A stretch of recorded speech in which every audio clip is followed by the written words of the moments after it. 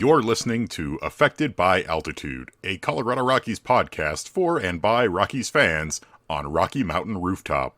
Thank you for joining us as we discuss all things baseball and Colorado Rockies.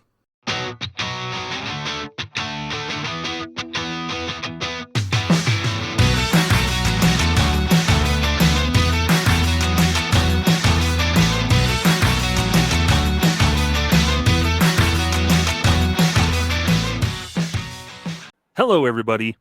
Welcome here to another edition of Affected by Altitude, a Colorado Rockies podcast, part of the Rocky Mountain Rooftop Network, the Rockies affiliate of the Fans First Sports Network. I'm your host, Skyler Timmons, and I am joined here by one who doesn't want to lose your love tonight, wearing a very nasty hat. It's Evan Lang. I was not ready. I already teared up basically the first thing they played in the ballpark today for Chuck. Mm-hmm. Yeah, we'll get all into it.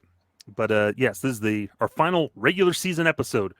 The season's over, Evan. 162 games have been played for the Colorado Rockies in 2024.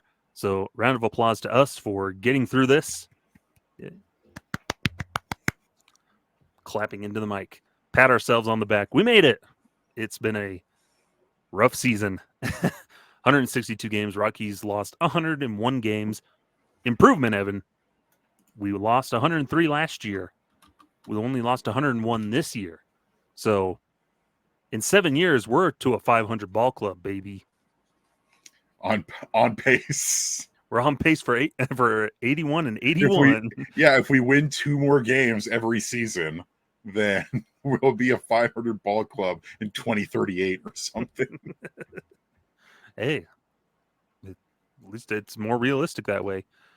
But as the season's come to close, and we'll get into all kinds of stuff. We'll talk about Charlie Blackmon, who officially announced his retirement the day we released last week's episode.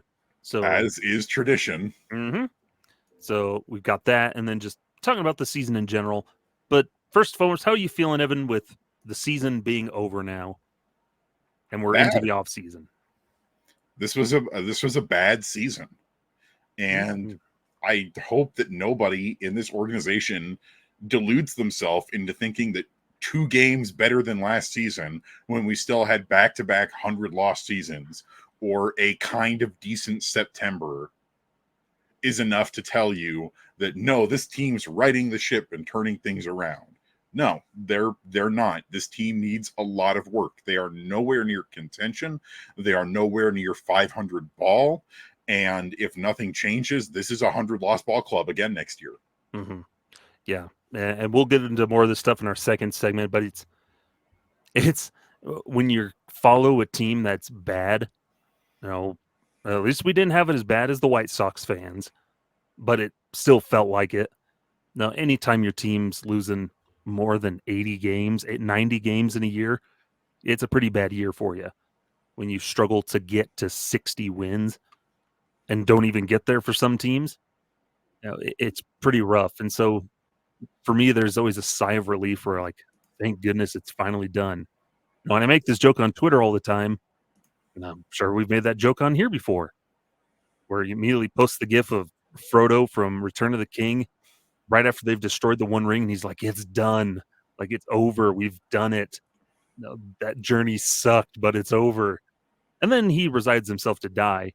But luckily, we have some Eagles to come and pick us up here in the offseason, named the Nuggets and the Avalanche. But it's just a sigh of relief right now of like, man, it's over. Thank goodness.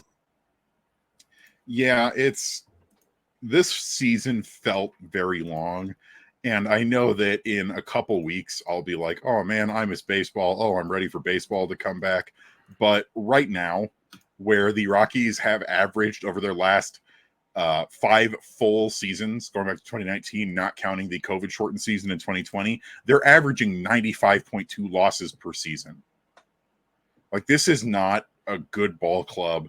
This is 6 consecutive losing seasons. This is a team that hadn't had back-to-back 100. This is a team that hadn't had a 100-loss season until last year, and that was the thing that owner Dick Monfort always hung his hat on. Of, well, at least we didn't have 100 losses. But now we've had 2 back-to-back 100-loss seasons that were pretty much inevitable from a certain point during the season. And I'm grateful this season is over. I love the Rockies. I love baseball. I'm ready for a break from this team. It's like the school teacher that hangs out in their class, and they love those kids. They love teaching them. But man, are they happy to see those kids finally leave and they get their little vacation. Summer break is summer break for your teachers too. Yeah. But it's like, I said at the beginning of the season, I'm probably not going to watch as many games as I normally do this year just because, I know what the team is going to be like. And I still ended up watching or following pretty much every game this season because, we tend to torture ourselves as both fans and writers for about the Rockies. Like I missed, completely didn't follow it all, maybe 4 or 5 games tops this season. And my friend was like, what did you say at the beginning of the season that you weren't going to watch as many games? And I was like, yeah. Meanwhile, I was watching the Rockies getting blown out 13-2 or whatever last night. Yeah. Suffers a lot. It was a bad season. And it was, honestly, this season was harder to get through than last season. And last season was where we were having, the inevitability of our first 100-loss season. The Rockies are really bad. This one was harder because we knew that they were going to be just as bad again. Yeah, that it makes it hard because then you realize, oh, this is who we are. That wasn't just a fluke. This is who they are now. So that terrible realization. So, we'll get more into it in a little bit later. But right now, let's talk about the man of the hour because we are finally losing his love tonight. But Charlie Blackmon, 14 years, is no longer a member of the Colorado Rockies or a member of Major League Baseball anymore. At least he's not an active player anymore. With his final at-bat today, after 14 years, got a single in the 3rd inning, was pulled out. We'll talk about that in a second. But, Evan, you were there, and we'll go through our week. Emotions, we hear the announcement last Monday. Your immediate thoughts and at the moment when you see the news that Charlie Blackmon is retiring. Well, it's funny because what did I say last week is that I said I would be absolutely shocked if he didn't announce it this coming week or within the next couple days. And it was Monday that he finally announced it, the day we put up the episode.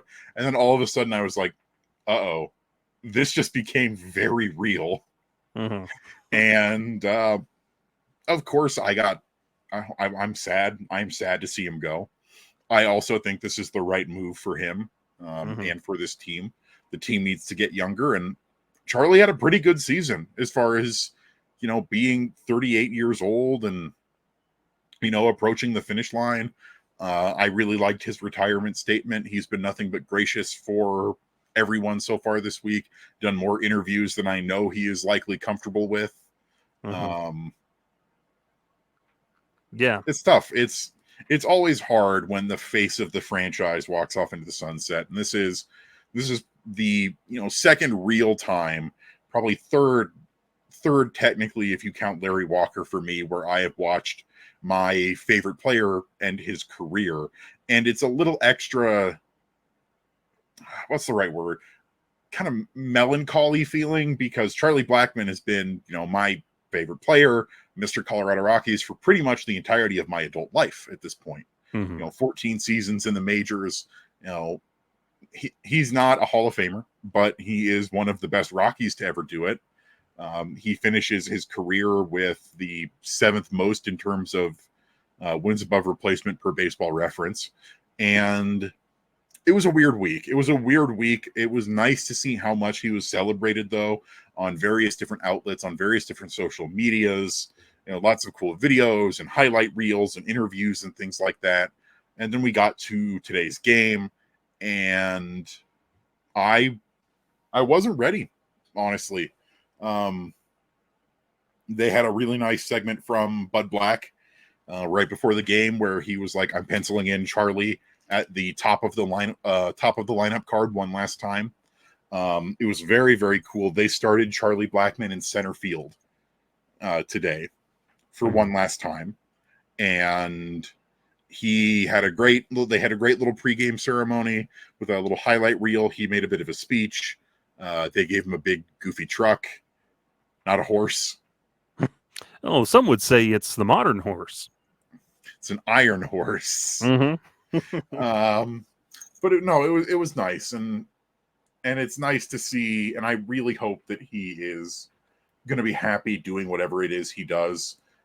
He's already said that he plans to still work a lot with the organization, that he intends to be at spring training to help the young guys out, intends to work closely with the front office and stuff like that, which is really nice to see. And that's been one good thing about this organization, is that while the Rockies aren't an appealing destination for free agents, as we've discussed before, the guys that are here do genuinely seem to like being here, and the guys that retire seem to want to stick around.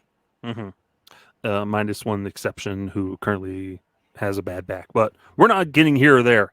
But Charlie Blackmon, you see the news, and it says you like, okay, there it is. No, and so not necessarily hits you by surprise. We're like, okay, it's finally happening, and so it's just been nice to see not only MLB itself, guys across MLB, former teammates, Nolan Arenado, who perfect timing came in with the Cardinals for that 3-game set, got to go in the post game, or not the post game, his retirement kind of press conference, got to be there. Daniel Descalso was there, former teammate, and you see an outpouring of love on social media from guys like Adam Ottavino, everybody and their dog on Instagram sharing things on their story about Charlie Blackmon.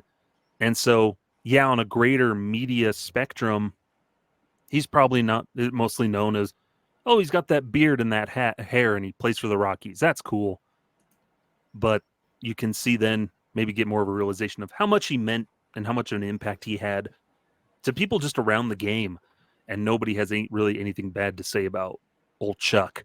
Yeah. And that outpouring of love is really cool to see. And then when you have MLB posting, more things on social media, here's a Charlie Blackmon appreciation post, and Charlie Blackmon 14 years, and they show his photo every single year. It's cool to see him get that recognition. Yeah, and they had a lot of nice videos during the game today too. Guys, you had a pre-recorded message from Nolan Arenado.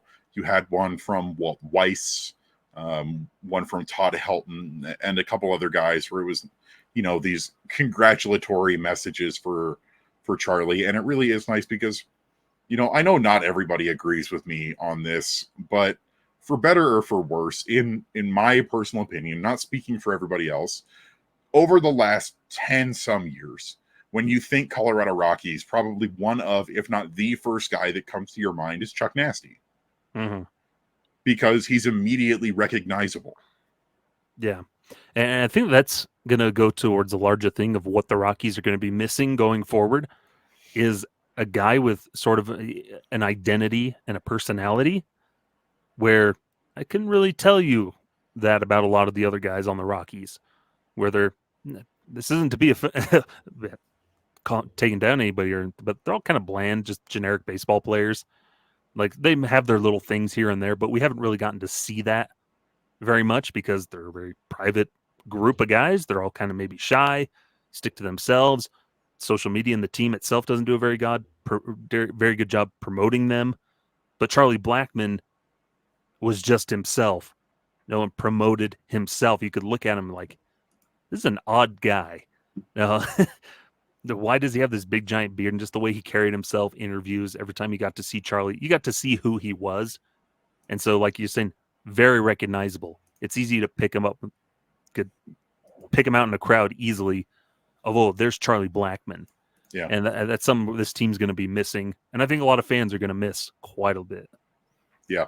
So what is it? When it comes to character design, what's important is an immediately recognizable silhouette. And you get that in Charlie Blackmon. And, he is a character. And I was sitting down watching some of the old, UC Health ads for, Charlie Blackmon's Rocky routine and stuff like that. Chuck Nostradamus was one that I always really liked. I still have, you can kind of see it in my background here, my little slip from Chuck Nostradamus. But it really is, it's going to be weird because Charlie Blackmon, personality-wise was still a very private individual. Mhm. Like, he's very similar to Todd Helton in that he really only opens himself up to the guys in the clubhouse and the guys he is closest to. And to have him even let us in a little bit during playing time when he's on the field is still a treat. And there really isn't a big personality or like an immediately recognizable star on this team right now. Like you said, moving forward, there's guys that'll definitely have that opportunity. What'd be really funny is if somebody shows up next year with the full Charlie Blackmon beard and just nobody says anything about it. But my proposition was always, Charlie Blackmon did it Undertaker style, where if the last game of the season was a night game, him and another Rockies player go out into the center of the field. The lights go out. Charlie Blackmon is gone, and whoever's left standing has the full Charlie Blackmon beard. I've been watching too much of that Mr. McMahon documentary on Netflix, but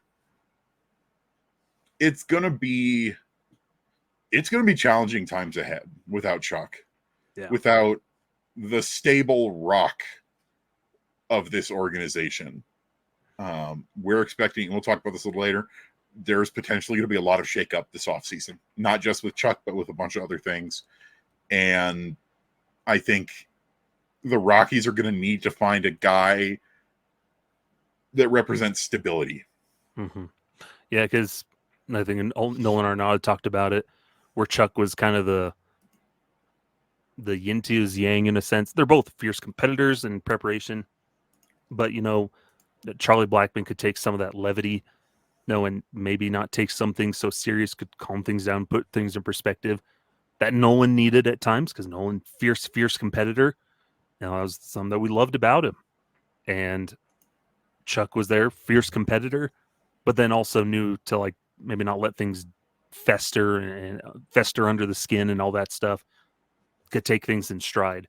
And so that's the thing you want in that type of leader, a guy who grew into that role where, Charlie Blackmon meant business on the field and consistent, hardworking, but knew that he could also show that levity, with his teammates behind the scenes, and not dwell on loss to loss, which you really need a tough skin if you're playing for the Colorado Rockies, especially as of late.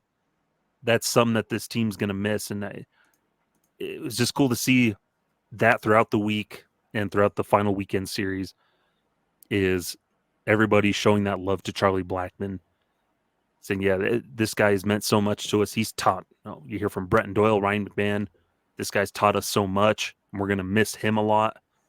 It's things bigger than baseball.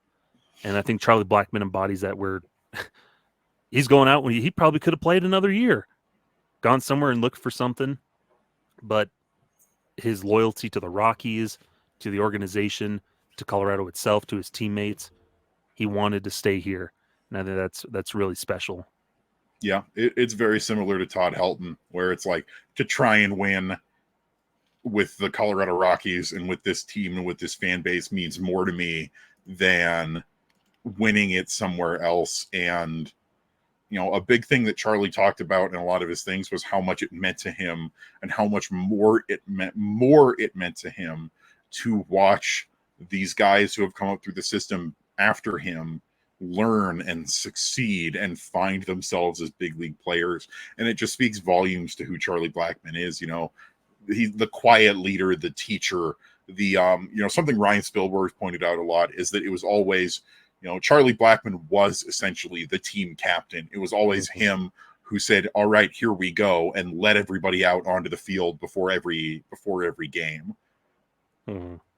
Yeah. There's so much more he did beyond just the field, but things behind the scenes that there's things we don't even know about or we only got glimpses of. But Evan, we're going to go ahead and take our quick first break here. And then when we come back, we'll talk some more about Charlie Blackmon and answer a hotly debated question about his number. So don't go anywhere. We'll be right back here on Affected by Altitude. Welcome back here to Affected by Altitude. Skyler and Evan here talking Charlie Blackmon. And Evan, you were there for the final game of the series, of the season, here on that Sunday.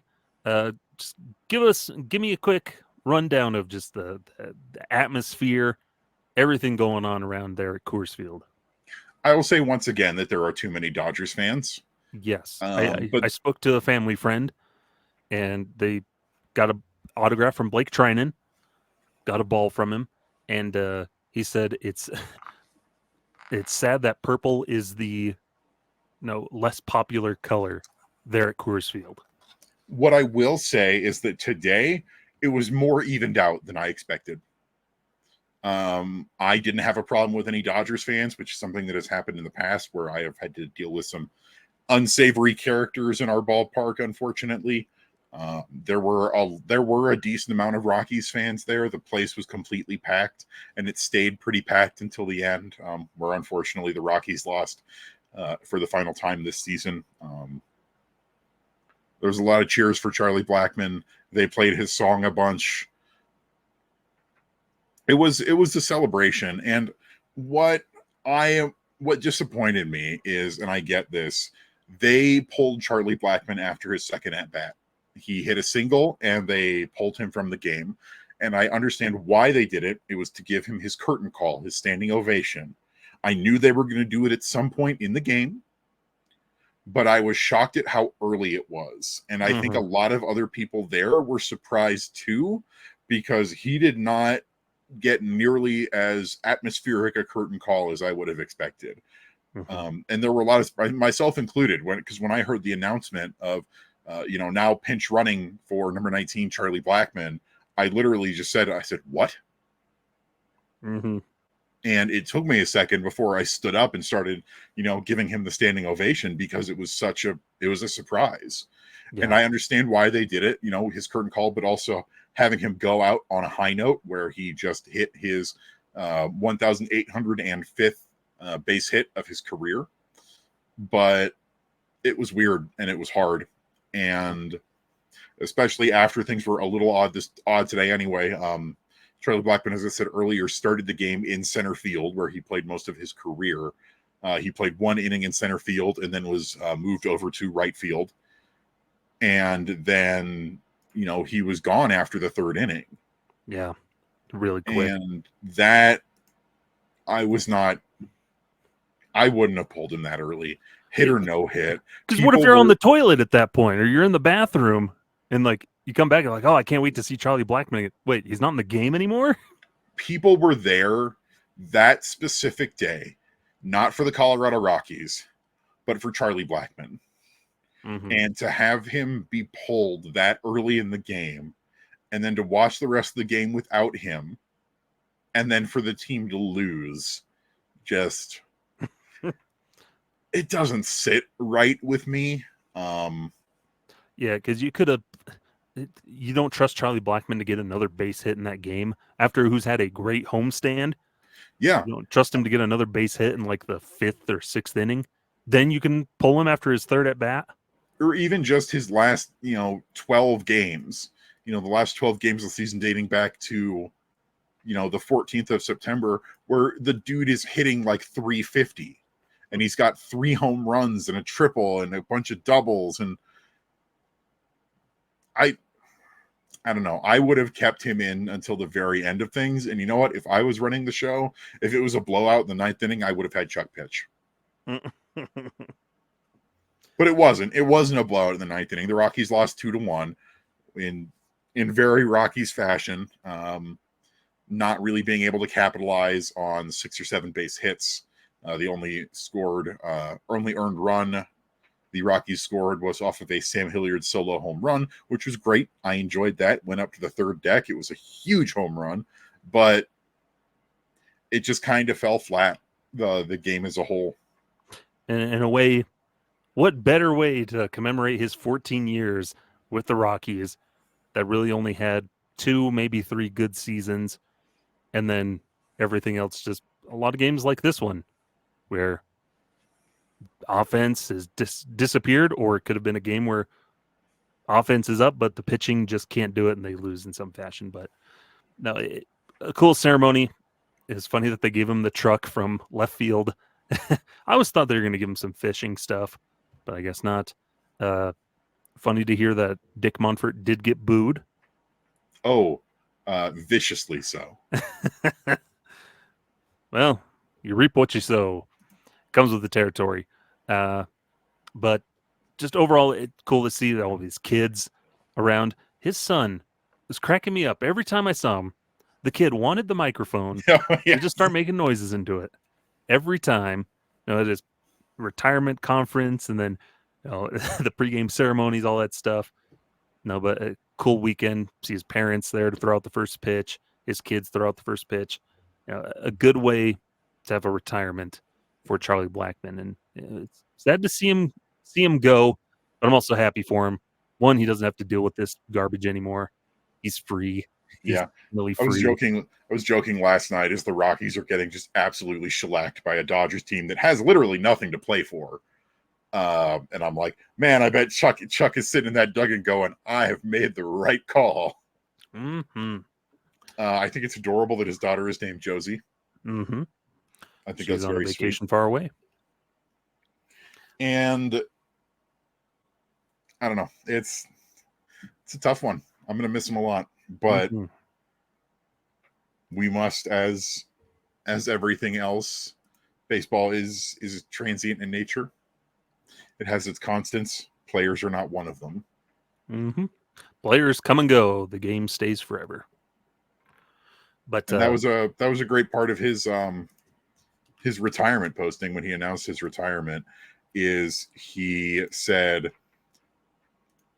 I don't know what's on the other side of the fence, but I take solace in knowing that one thing remains constant. Although names and faces will change, the game will continue to be played, and that's what will happen. Mm-hmm. And I hope in the whatever role he gets, I hope it's probably not coaching. He's already said that, putting on a uniform and stuff, which I didn't expect. That's a tough gig, and luckily he'll take some time, enjoy his retirement a little bit, do some vacationing, and then a job will be waiting for him whenever he feels ready. Kind of like Todd Helton. I see him in that traveling instructor role. Yeah.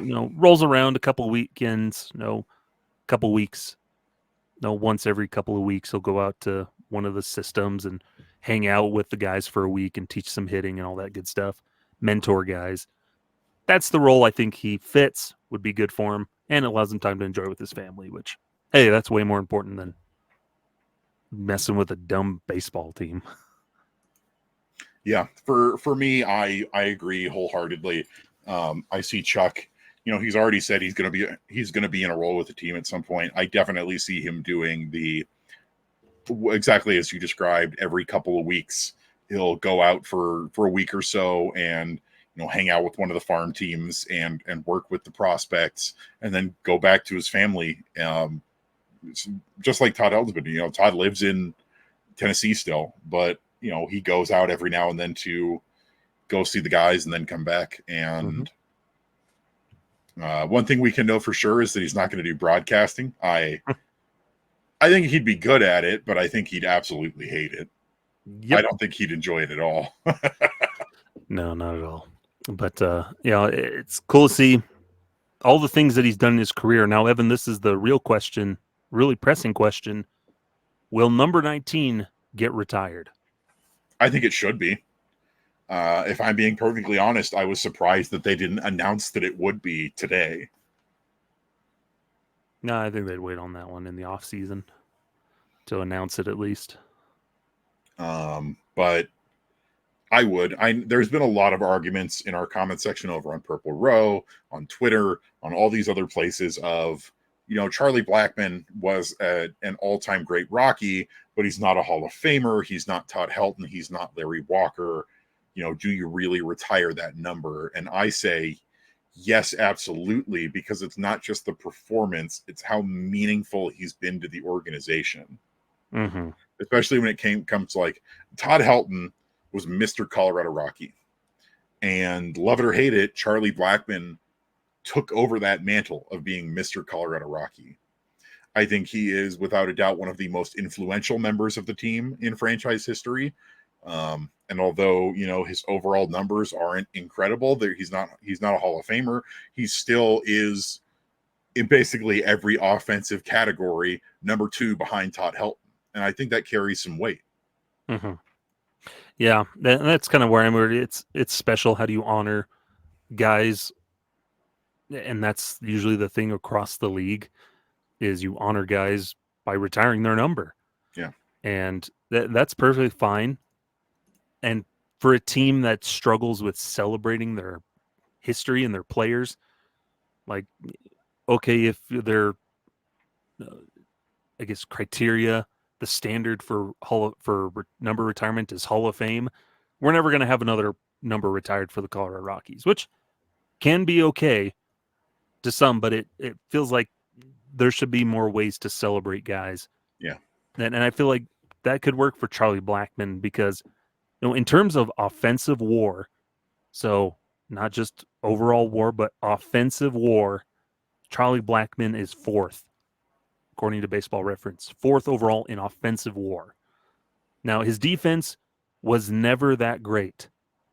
It was okay. It was pretty standard, but he is not a good outfielder, all things considered. And so that knocked him down a bit. But even just offensively, 4th all time, not too shabby. That's better than Nolan Arenado, Evan. He's 4th. Yeah. And who are number 1 and 2 for offensive WAR? Well, Helton, Walker, Tulowitzki. It's Larry Walker and Todd Helton, the 2 other retired numbers. And even just by general wins above replacement, the guys who come between Charlie Blackmon and Todd Helton and Larry Walker, none of them finished their career with this team. Mm-hmm. Or will finish their career with their team, because it goes Todd Helton, Larry Walker, Nolan Arenado, he's never coming back. Troy Tulowitzki did not finish his career. Trevor Story is not coming back. Carlos Gonzalez did not finish his career here. And then Charlie Blackmon. And it's a rare thing in baseball right now for someone to spend the entirety of a very long career with one team. And I think that's something to be celebrated. Mm-hmm.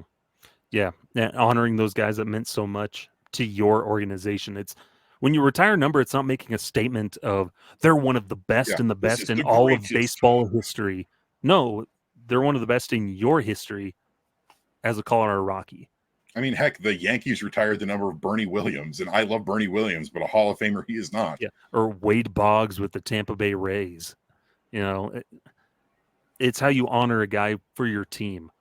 And frankly, I still think the Rockies should have one additional retired number. I think they should have retired number 25 when Don Baylor passed.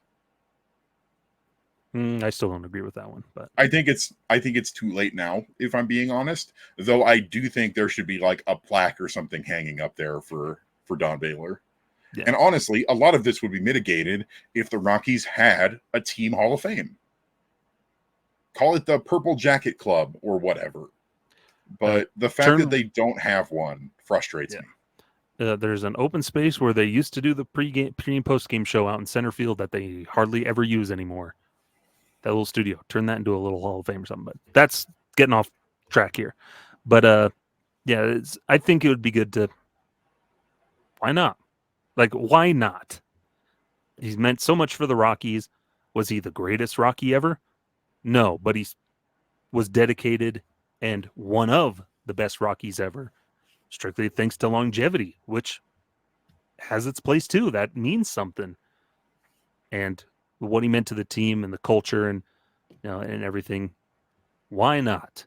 Yeah, he's not the greatest of the greats, but he's a great Colorado Rocky, and he deserves recognition of some sort. Number 19 on the rafter, that would be great, or something else. Do something. But we'll see. Be interesting to see what happens. But I mean, personally, what I think is that I think you can have it multiple ways, because I've seen a lot of people go, oh, well, the Rockies should be like such and such team where these numbers get handed out to specific individuals, or instead of retiring numbers, you just take them out of rotation or whatever. It's like, ¿por qué no los dos, though? It's like, I think you can retire numbers, and you can be sparing in retiring numbers. If 19 is retired, it's only the third number in team history to do so. And I'm sorry to everyone who's worn 19 before Charlie Blackmon. Looking at you, Spilly. Nobody else who's worn 19 really stands out. Mm-hmm. Like, here are some of the guys who have worn it before. Kit Pello. Everybody remember Kit Pello? Or Edgar Clemente? Or Marco Scutero in 2012. Like, I'm sorry, but outside of Spilly, number 19 is synonymous with Charlie Blackmon. Mm-hmm. There just isn't another one. Yeah. But I think you could also do the same thing of like, oh, well, you hand this number out to specific individuals. We kind of already do that. And you know what number that is? That's number 9. Yeah, in a way. But yeah, there's ways they can go about it. And hopefully you can ask a ton of players. I think when players and like people solely into the game are advocating for it, who cares what us fans think? Kyle Freeland says, yeah, that should be up there. Todd Hill, Larry Walker saying that should be up there. Nolan Arenado had a recorded clip in today's game who said, I hope to see your number up there because you deserve it. Yeah. So, and the fact that Nolan Arenado, of all people, who know goodwill for this organization, we know that for a fact, was made a point of principle to be at Charlie Blackmon's retirement press conference, to record videos for the Rockies while he was here for this occasion, and for he himself to say that number's got to be up there. I think that's really meaningful. Mm-hmm. When you have 2 Hall of Famers as well saying, oh yeah, he should be up there, I think that carries a lot of weight than Joe Schmo on Twitter saying, no, I don't think so. And we are the Joe Schmoes of Twitter as well, just so that's clear. But yeah. This is Joe, and I am Schmo, and we are on Twitter. It's true. Or X. No. Bringing back a classic. Yeah, he's number 2 in a lot of offensive categories, leads the franchise in triples all time. You look across the leaderboards, Charlie Blackmon's name is somewhere near the top, and obviously deserves to be up there. Before we move on, Evan, favorite Charlie Blackmon moment? That's a tough one. Or just one that comes to mind, not necessarily favorite. The cycle he hit for, that was pretty cool. Mm-hmm. I've listed some personal favorite moments. We put up on Purple Row our staff members' all-time Charlie Blackmon moments, and I had some ones for me personally, just my personal interactions with Charlie Blackmon that really meant a lot to me. But in terms of watching him play, one of my favorite things was Charlie Blackmon always lurking in the background with the Powerade tub ready to strike. There you go. There you go. That's something I'm going to miss. Yeah. I think for me, oh man, there's always a ton. But what was I thinking of recently? Yeah, there's a bunch. It's like his 15 hit parade against the Padres that one year, 4-game series, and did something that hadn't happened since like World War II. Like that's how joining the company that have done that type of thing. Just a lot of those moments where you're looking like, dang, that's actually historical records that Charlie Blackmon did. So those things alone too are enough to say, hey, yeah, let's put him up on those rafters. He did some historical things as a Rocky. And yes, he's the greatest one to wear number 19 so far. Do we need to really wait around for another one to come around just to try and best him? Like, celebrate the guy now. I agree. Yeah, there's a ton, but good old Charlie Blackmon, we're going to miss him very, very dearly. But hey, that's baseball, Evan. To quote one Harry Ralston Black, that's baseball. It's true. That is baseball. And I do think, and we'll talk about him a little bit more, but there are a lot of things that you can say about Bud Black, but it was very clear for the entirety of his tenure that he respected the hell out of Charlie Blackmon. Mm-hmm. Yeah. One of his favorites. And it helped that Charlie Blackmon was already a veteran by the time he got here, so he didn't have to worry about that. But he was good, too. Like, Charlie Blackmon, yes, he did hit a decline because he's 38. Of course he did. But he still showed flashes this season of, yeah, that's Chuck Nasty right there. Mm-hmm. Yeah, but man, if we could ever go back and relive that, get that 2017 production out of him again, out of the leadoff spot. That was a Oh. special season. And you know what? That was probably one of the best seasons, low key, one of the best seasons by a leadoff hitter in big league history. Like 2017, pardon me, he led the league in plate appearances, runs, hits, triples, batting average, and total bases. He finished fifth in MVP voting, won the Silver Slugger, and was an all-star. That's a dang good season right there. Much like Tulowitzki revolutionized the shortstop position, Charlie really kind of helped revolutionize the new leadoff hitter. We're a guy with power. So then you got Kyle Schwarber starts hitting leadoff. You've had Anthony Rizzo do it. Mookie Betts, who kind of fits into that old school, but still, these power leadoff guys. Shohei Ohtani. Without Charlie Blackmon really dominating there, I think he helps, not just him solely, but helps usher in this new era of like, oh yeah, do some damage from the first batter of the game. And think about how he played this year. One of 7 players on the Rockies with double-digit home runs. He was tied for the team lead in triples. He had a decent chunk of stolen bases, which says a lot more about the team than it does about him, honestly. Yeah. But he still stole 6 bases out of 8 attempts. He was one of the team leaders in walks. He once again had very few strikeouts from one of our regular starters. He was top 10 in runs. He was top 10 in hits. He was top 10 in doubles. He was still one of the best players on this team this year. And while it's not particularly reflected in wins above replacement, particularly because he played mostly DH this year, and when he does play in the outfield, he's never been a particularly amazing fielder, but that decline is real. But he was still a good player this year. Yeah. And we will certainly miss him. So in honor of Charlie Blackmon, Evan, try your hardest to grow a Charlie Blackmon beard and haircut right now. It didn't work. Nope. I've been trying this entire time we've been recording. I mean, just look at that. Look how much it's grown. It's stubble. But yeah, goodbye, Charlie Blackmon. We appreciate you. Love you. And for the last time, Evan, I don't want to lose your love. Tonight. They played that song a bunch today. And then I listened to it in the car on the way home. Yeah. You pulled up the Rockies nasty playlist that they put on Spotify that was just Your Love 19 times.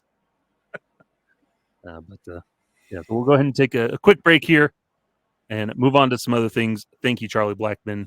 And we'll be right back here on Affected by Altitude. Welcome back here to Affected by Altitude. Skyler and Evan here. We've talked all about Charlie Blackmon in this episode, but now we're getting to the nitty-gritty, as Nacho Libre would say. The season is over. Back-to-back 100-loss seasons. We alluded to it a little bit at the beginning. But, Evan, we're going to talk about some of the takeaways and maybe questions that we have going into this offseason, some of the takeaways of this 2024 season. And I think the top of the list is, what do we do about the man at the front? Who will be the skipper of the Colorado Rockies in 2025? Does Bud Black come back, or do they finally hand the reins to somebody else after 6 consecutive losing seasons? In my opinion, there is no decision. There's no even waffling on it. You let Bud Black walk. He is at the end of his contract. There is no extension in place. You have had back-to-back losing seasons and 6 consecutive losing seasons out of his 8 seasons here.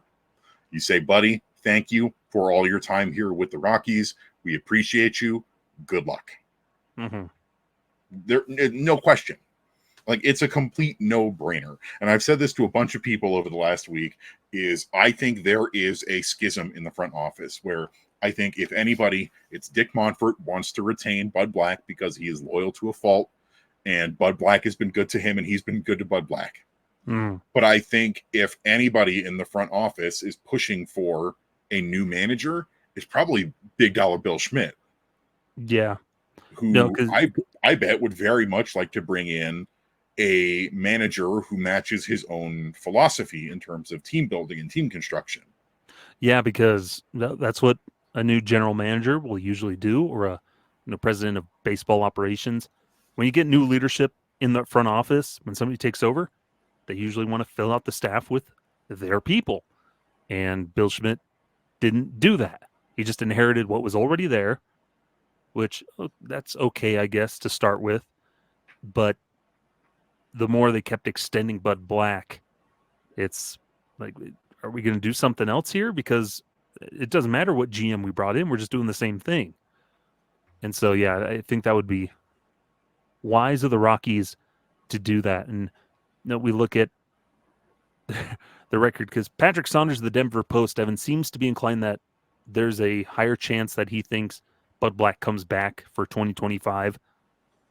And at times in interviews, you kind of see Bud Black talking like he is going to come back, just the way he talks about, no, we're doing this with Chris Bryant, we're going to do this with some other guys, and sounds like he's going to be involved in the process.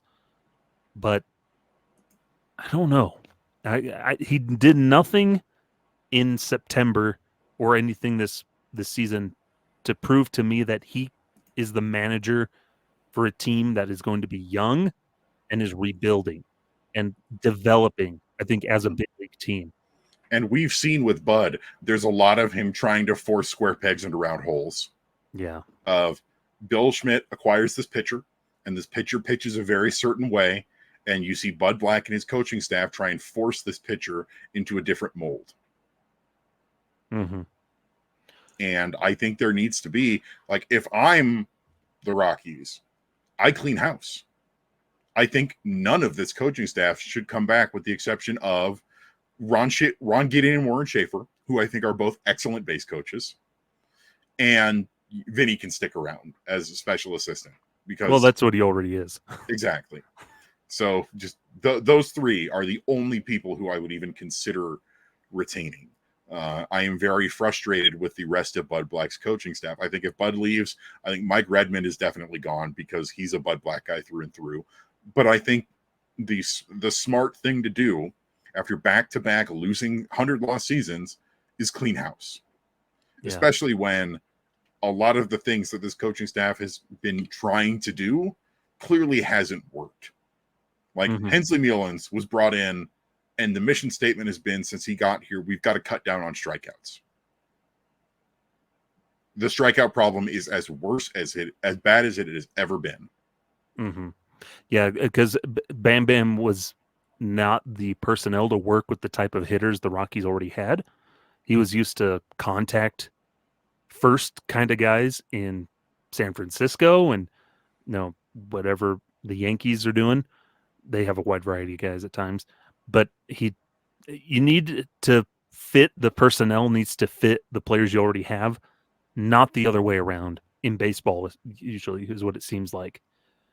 The coaching staff can kind of adjust guys a little bit to help them improve on some things, but it's not always going to work. And you need them to find a way where there's a more symbiotic relationship, where they feed off of each other and they learn and grow.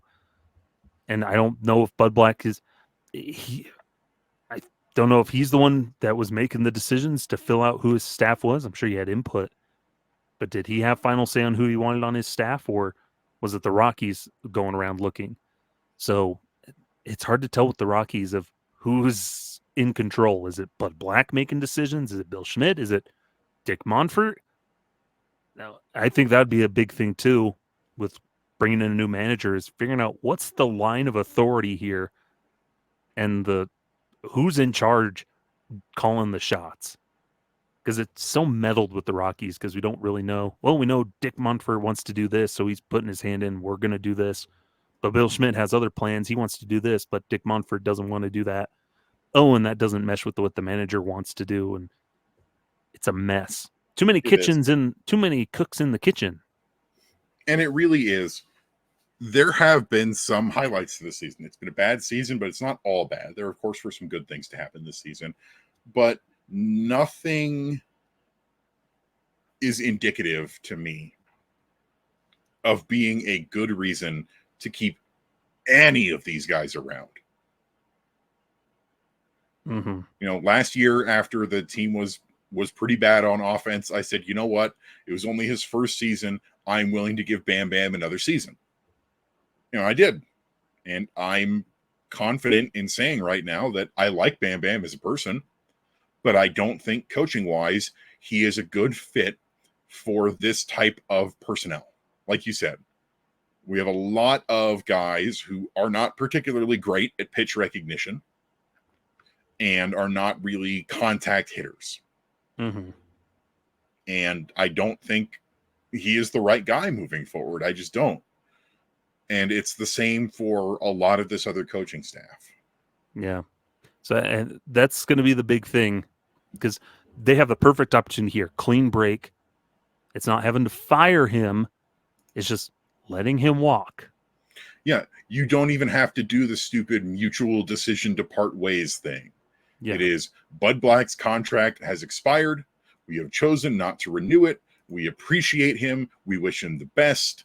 But, you know, the team is rebuilding and we need to move in a fresh new direction. Because, you know, yeah, Bud Black is the winningest manager in Rockies history. He's also the losingest manager in Rockies history and has the third worst win-loss percentage in front of Jim Leland, who was here for one season, and Walt Weiss. Mm-hmm. Who was dealt a bad hand with a lot of meddling and stuff from the front office. And I also just don't think that Walt Weiss was really ready when he was put into the manager's role. I think, honestly, he would make a better manager now than he did, you know, back in the mid-2010s, just because he had never been a big league manager before. He had really not done a lot of big league coaching at all before. And now he's got a lot more experience under his belt. He's, you know, been a coach for the Braves and he's been the Rockies manager. I think Walt Weiss could make a good manager at some point, but back then he wasn't the right call. Yeah. What if they let Bud Black go and they're like, hey, Walt, you want to come back? Now that you bring that Braves knowledge with you? No, I don't think that would be the right call. I think you've got to move. If you go from within the organization, there are only two choices that I would support right now. That's Bobby Meacham, who just won Manager of the Year with the Hartford Yard Goats, or Warren Schaefer, the third base coach. Outside of those two, you got to pick from outside the organization. Honestly, in the long shot chance that the Diamondbacks don't make the playoffs this year and they were to part ways with Torey Lovillo, he would be the first on my list. Yeah. Yeah. The thing I want them to do is just actually go through that process. Look around and see what you can find. Interview people. Don't just, oh, the perfect guy was sitting just right down the hallway. Like that. That's not how life works. That's not always how it works. You got to interview multiple. If you end up on that guy, okay. But at least you did your due diligence around it. Exactly. And of course, interview guys from within the organization. There are, like I said, there are guys inside this organization who deserve at least the chance to go for the position. And if you don't end up going with them, then at least you've done your due diligence. You know, Bobby Meacham and Warren Schaefer. And honestly, you know, guys like Robinson Cancel in Spokane, and even Vinny. Like, I do think at some point maybe Vinny deserves a shot to try and manage. I just don't know when the right call is. But you can't only interview internal guys. You have to widen your scope. You've got to ask. I don't care if you don't think if Skip Schumacher is the guy, bring him in for an interview. Yeah. Cast a wide net. And then they share ideas. You take those ideas and you use them. Don't say, oh, well, that wouldn't work before you even try it. Or we've tried it before and it didn't work, so we'll never try it again. Yeah. But because that's the Rockies have made some good improvements in these kinds of fields. Their pitching lab in Arizona is legitimately doing good work. And I've heard nothing but good things about it from both coaches and players. but you've got to do more. You've got to do more. Mm-hmm. And that brings up this next question of, what else do they do this offseason? We talked about it a lot last week, so we won't rehash it. It's figuring out what to do with Sam Hilliard and Jake Cave, and Hunter Goodman and Drew Romo and all that good stuff. But what else needs to be done this offseason, or at least here in this early bit? I think the big ones, you got to start trimming some fat of, what are we doing with Cal Quantrill, Austin Gomber, and Brendan Rodgers?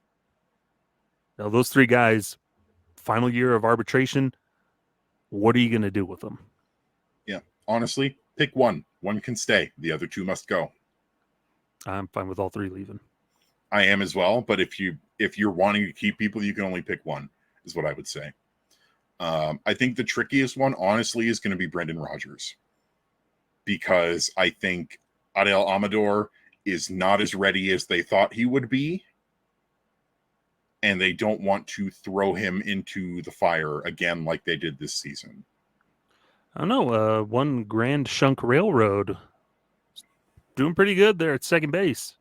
I legitimately think if Aaron Shunk doesn't have a chance to start at second next year, he's your utility guy, because he has played second, short, and third very well, and he's put together a really pretty solid month of September. Honestly, I like him a lot. I'm glad we finally gave him a chance. I thought we should have given him a chance last year.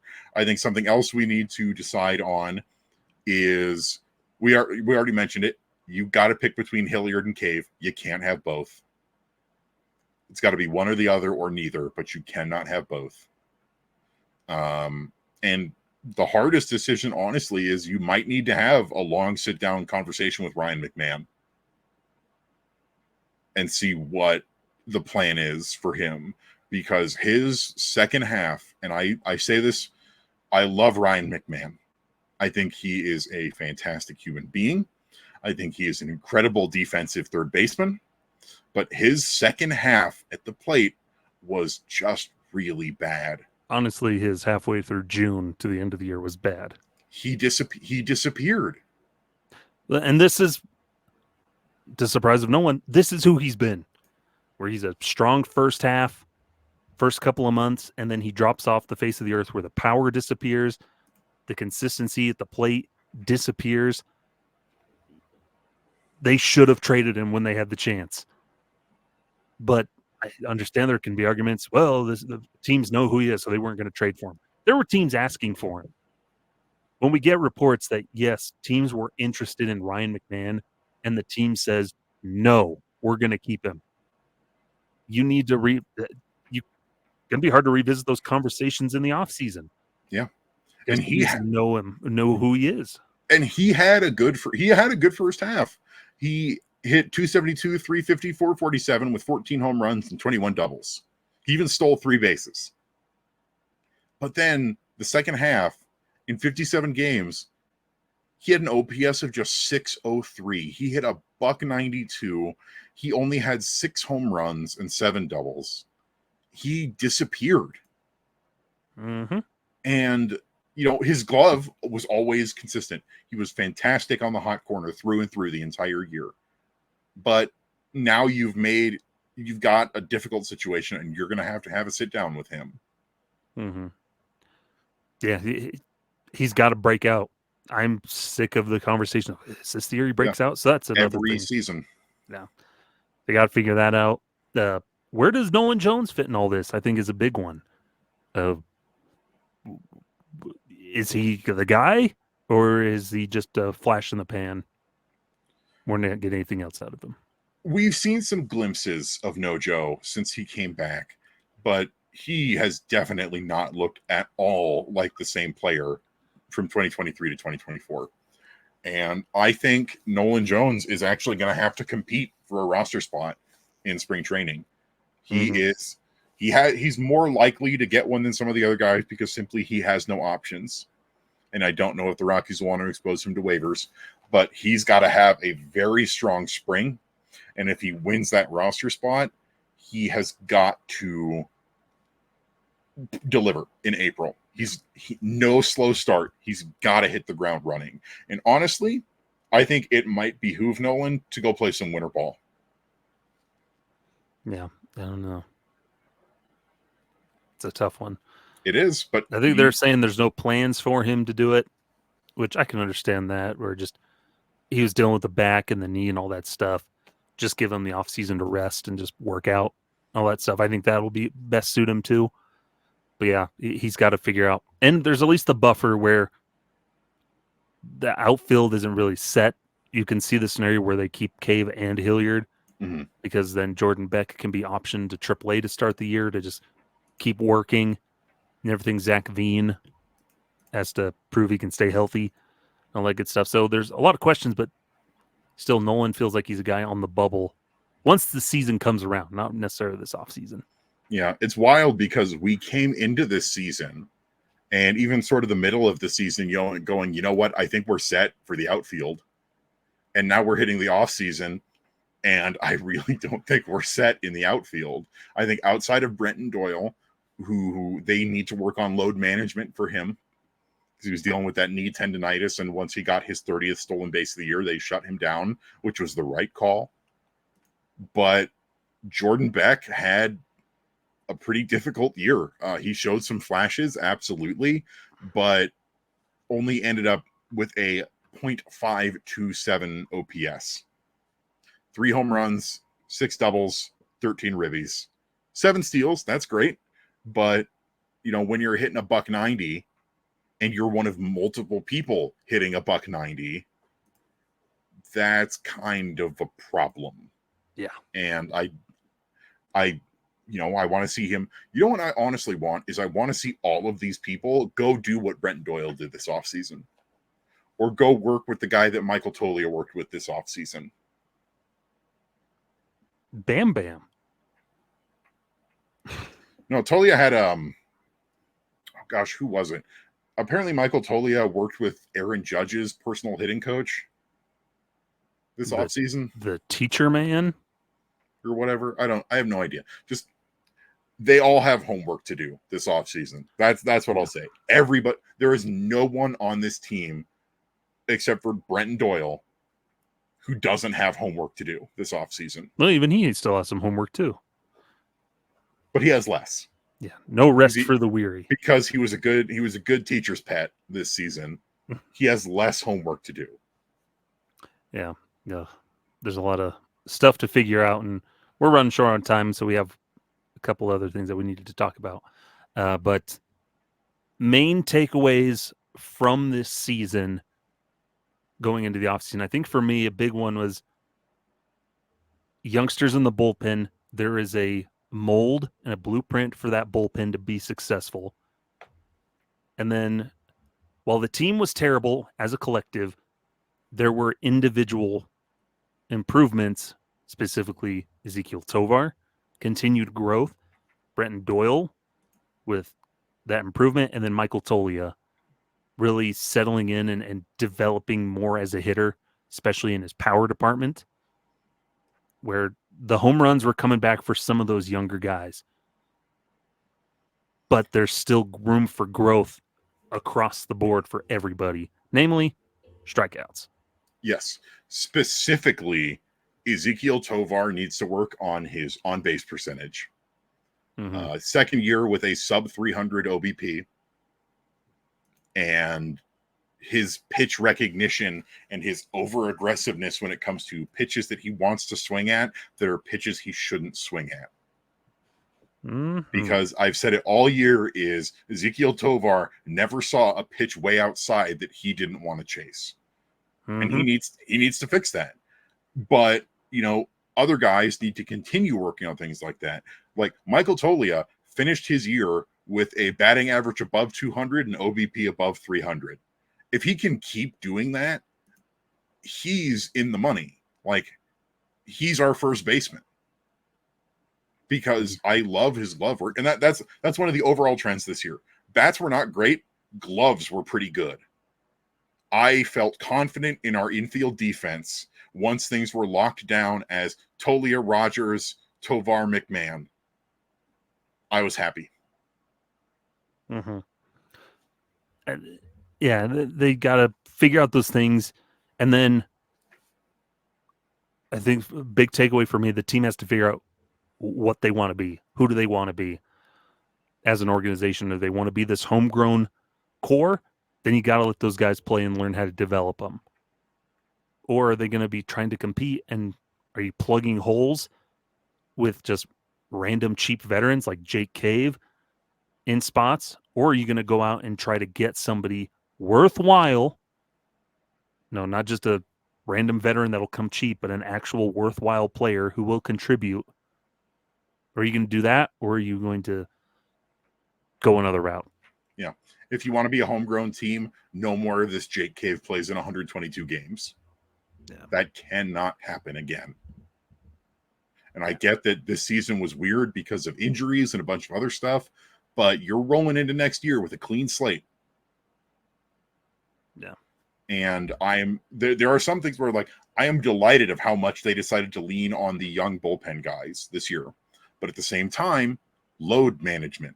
Victor Vodnik should never have pitched today. He should have been shut down weeks ago. Frankly, when he went on the IL, that should have been it for him for the season, because he has already pitched dramatically more than he ever has in his entire career. And that's been an ongoing problem with this team, is the overuse of bullpen arms. Mm-hmm. Can't happen. Even Luis Peralta was overused, and Luis Peralta was incredible. Mm-hmm. You know, 1 earned run over 14 outings. And what will 15 help that? outings now. What will help that is better starting pitching as well. Because you don't have to I use your think- bullpen when you have good starting rotation. I think Ryan Feltner showed a lot of growth this year. Mm-hmm. Frankly, if you ask me, I think he was our best starting pitcher. I think the real thing next year is you've got to figure out basically who your 3 veteran guys are going to be, because eventually you've got to make room for guys like Sean Sullivan or Chase Dollander or Carson Palmquist or any of those guys. Mm-hmm. A lot of stuff to do. And we'll get into it more in another episode, of course, because it's going to be the off season. So we'll have all kinds of this stuff to talk about and theorize and bemoan. But one last thing real quick here before we roll out. As always, our episode ran long, but that's okay. It's the end of the year. We have a lot to say. We had to talk about Charlie Blackmon. But we're going to go ahead and name our September players of the month here to close out this episode. And Evan, who you got as your hitter of the month? Kind of a tough one, honestly. I might have to go with Charlie Blackmon, honestly. In 21 games in the month of September, Chuck slashed 300, 367, 529. He hit 5 doubles. He hit a triple. He hit 3 home runs and had 9 RBI. Drew 7 walks. Chuck looked like vintage Chuck for a lot of his, especially in his last stretch. In his final 12 games, he hit 350 and got a lot of stuff done. And honestly, I think it's a very fitting way to send it out. That Mr. Charles Cobb Blackmon, a.k.a. Charlie Blackmon, a.k.a. Chuck Nasty, be my September player of the month. And agreed. Best way to send him out. Played well. And Ezekiel Tovar had a really good month. And there's a couple of guys that had more home runs and more ribbies. But it was his refined plate approach. And he had some big hits in September. A good slash line. The top OPS, I believe, or one of the top OPSs. Sam Hilliard had a great month. 5 home runs, 11 ribbies. He had a 592 slugging, 913 OPS, which led the team. But I think overall, I'll still give it to Chuck because, hey, he had 5 doubles and a triple. Yeah. Vintage Chuckles. Shout out to Aaron Schunk as well. He had a pretty solid month. Mm-hmm. But it's Chuck. Pretty easy to get that one. But so we got Charlie Blackmon. Quick, your pitcher of the month. As I pull up my stats to see who did what. I'm going with Luis Peralta. And granted, his stretches back a little bit into August as well. But Luis Peralta's been incredible. He went 13 outings and 10 1/3 innings without giving up an earned run to start his big league career. Then he unfortunately gave up his first earned run, and that was a bummer. But then he came in and just kept going. I am delighted with Luis Peralta. One earned run, only 2 hit batters, only 4 walks with 11 strikeouts in 11 appearances and 8 total innings here in the month of September. And this is the guy we obtained from the Pittsburgh Pirates for Jalen Beeks. And that was a good trade. And, that's one of the things where it's like, people don't give Bill Schmidt enough credit for these kinds of things. He's made some good acquisitions. This was a good trade. Mm-hmm. Yeah, Luis Peralta, good month. I think for me, I'm giving it to Ryan Feltner. Made 5 starts, went 2-0. Finally got some of those wins. Had a .178 ERA on the year. 11 innings. Oh, pardon me, that was Seth Alverson. 30 1/3 innings. Gave up 6 runs on 18 hits. Only gave up 1 home run. That was always a big thing for Feltner, is that he didn't give up a lot of home runs this year. Like, he would go on those stretches of not giving up a lot of home runs. 23 strikeouts to 10 walks, but a .92 whip. Opponents were hitting a .171 against him. We saw it today in his final start, handcuffing the Dodgers for another really good start. So I got to give it to Ryan Feltner, who he was up and down, and then maybe like these last 2 months really found his rhythm on the mound. And he had that short stint on the IL, and he came back and was just immediate business. Yeah. That's a great choice, honestly. And Ryan Feltner pitched really well today. And like I said earlier, I legitimately think he was our best starter in 2024. And in his month of September, of those 5 starts, he made it to 6 innings in 4 of them. Yeah. And he didn't give up more than 2 earned runs in any of them. Yeah. He wasn't always at his sharpest. He had a couple games where he had 2-3 walks and didn't have a ton of strikeouts, but he got the job done. Yeah. And I'm so freaking... I'm not going to change my answer because I do think Luis Peralta deserves that tremendous shout out. But I am so freaking proud of Ryan Feltner after what happened last year with taking the line drive off the dome, after working his way back from that, after having kind of a difficult start, after having some trouble this season. You remember that Feltner had that complete game shutout going against the Marlins early in the year, and it just completely fell apart on him. And he has always done his best to pick it up and put it back together and get back on the mound. Mm-hmm. Yeah, it sounds like those are our picks for the month. But yeah, good arms all around. Seth Alverson, also shout him out. Jeff Criswell, Jake Bird had some good outings. So a lot of some good stuff to go around. There is hope. There is hope for the Rockies pitching. Who knows for how long though? But yeah, there we go. We named 3 guys. We're split on pitcher, but we are unanimous on the hitter. Which, hey, that works out. But that'll do it here for this edition of Affected by Altitude. As always, we appreciate you joining us. Evan, where can the folks find you throughout this offseason? You can find me on the tweeters at Evan_Lang27. I would love to hear from you. I'm also on Blue Sky, and I don't remember what that is, but who knows, as Twitter inevitably continues to spiral down the drain due to a lot of different reasons. But I am not difficult to find. You can also find me on Purple Row, writing the Monday Rock Piles. Weekly Pebble reports are done for the season, but there's still going to be plenty of minor league content for me that I'm very much looking forward to writing. Look forward to Arizona Fall League stuff and recaps and all-stars and all sorts of good minor league content.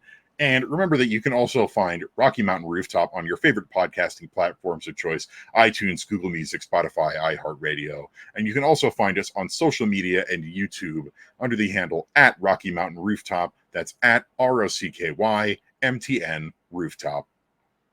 And then find me over on Twitter at sideline_crowd. And then writing Wednesday Rock Piles at purplerow.com and writing stuff for fansfirstsports.com. And it won't just be Rocky specific. We'll just pick out whatever I can to make content. so I can make some of that cheddar cheese. But yeah, and every Rocky ever is a little bit more inconsistent during this time of year. My brother just gets really busy coaching soccer and school and shuttling kids around to other stuff. So we'll find time. We're a little sporadic, but we'll get stuff. Hopefully another one here soon. Eventually we'll do Charlie Blackmon, which will be fun. We will have plenty of content for you this off season, both written and podcast. We got some fun stuff planned. We got some other ideas cooking. We're inevitably going to have our Rockies award show for the season at some point for the 2024 year, where we do things like name our MVP and our Cy Young and all that jazz. I have a couple fun ideas for maybe some live show stuff that we can do. But we'll be here and we'll keep putting out Rockies content for you in this long, dark off season. Mm-hmm. To quote The Simpsons, they'll never stop the Simpsons. Have no fear, we've got stories for years. He's about to hit a chestnut tree. Has Bart ever owned a bear? But that'll do it here. I'm Skyler. That's Evan. Until next time, farewell. Okay, wait. I have a Lionel Hutz joke. No more Rockies content. Oh, they forgot to put the commas on there. It's actually no more Rockies content. Oh, no. Farewell. This has been Affected by Altitude, a Colorado Rockies podcast with Rocky Mountain Rooftop, a proud affiliate of the Fans First Sports Network. Catch new episodes every Monday on wherever you get your favorite podcasts. Be sure to follow us on YouTube as well for video versions of the show.